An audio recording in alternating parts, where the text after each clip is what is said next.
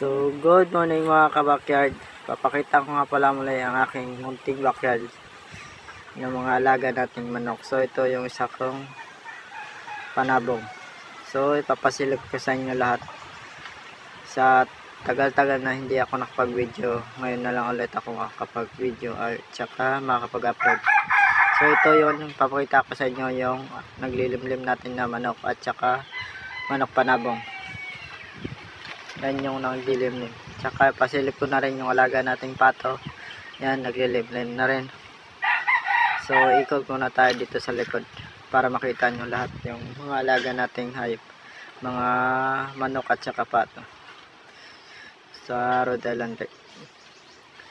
So, ito yung iba nating mga alagang Rhode Island Red at saka Black Australorp. At saka, yung nag-aaway pa yung dalawang Rhode Island at saka Black Australorp. Nilabas natin yung Black Australorp kasi nag-aaway silang dalawa sa loob.